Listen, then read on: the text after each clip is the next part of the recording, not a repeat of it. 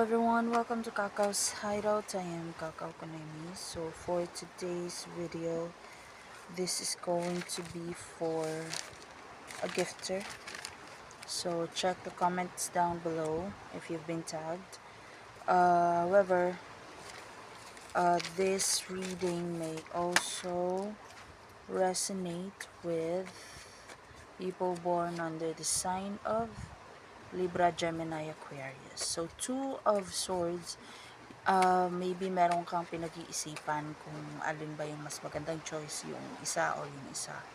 Or pwedeng may pina-finalize ka na decision, and if you notice yung swords naka-X, pwedeng meron kang binabalanse na decision what to do. Ina-assess mo siguro yung pros and cons ng bagay na yun o ng decision na yun. Pero yung pagkakakross ng swords, for me, it's an indication na you would like to assess your decision or the situation alone. Ayaw mo nang dinidiktahan, ayaw mong makinig sa opinion ng iba. Parang kung ano lang yung makikita mo, kung ano lang yung ma-assess mo. Now, this decision may be something connected sa pwedeng boss kasi authority figure ang Queen of Swords. This may be a boss, a supervisor, pwede ring elder sa family na strict, na you have to be clear with what you want, or else if your decision doesn't make sense, don't talk to me. So maybe pwede ring mentor to, teacher, ganyan, na parang maybe you're planning, maybe you're making sure na yung decision mo is on point, matadtad ng common sense.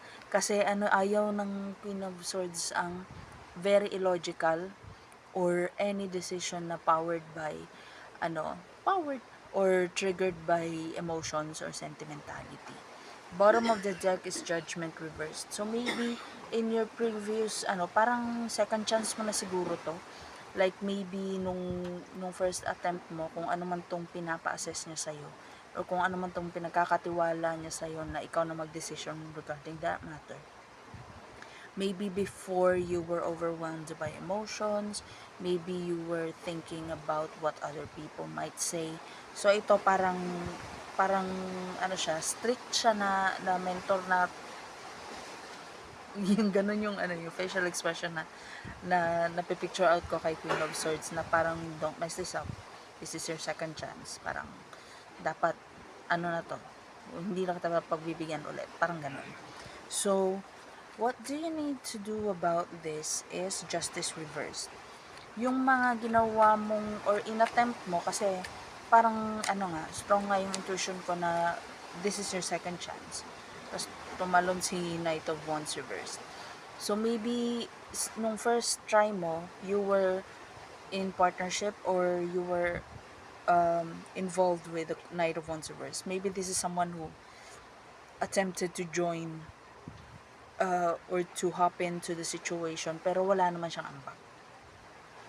Now, the Judgment reversed, the Justice reverse na nabunot ko kanina, for some reason, it makes me think na baka bumalik to si Knight of Wands. Tapos, same old treatment rin. Hindi mag-aambag, hindi gagawa ng paraan, tapos tumalon si King of Pentacles, si King of Pentacles. So, this time, parang, kung ano man yung nag-cause sa'yo ng failure before, wag mo nang i-invite ulit sa situation. So, Knight of Wands yung kanina. So, if, parang makikipagbati uli si Knight of Wands sa'yo kasi andyan, may opportunity ka ulit, parang, sige, this time, I'm not going to mess this up. This time, tutuparin ko na yung pinangako ko, blah, blah, blah. Pero na-try mo na kung anong klase siyang partner, so bakit ka pa babalik? Si King of Pentacles, this is someone na alam yung gagawin niya, matinong kausap, at saka hindi siya pumapasok sa isang bagay na hindi niya sigurado. So, I'm sensing that yung Two of Swords, kung ano yung pipiliin, has got something to do with whether you're going to invite someone from the past or you're going to take a risk on someone na hindi mo masyadong kilala. pero may maipapakita na accomplishments. So, try doing that kesa sa bumalik ka dun sa wishy-washy na hindi mo alam kung kailan mo maaasahan or kung maaasahan mo ba. Okay? Anyway, if you would like to have a paid personal reading with me, just send me a private message and that'll be all.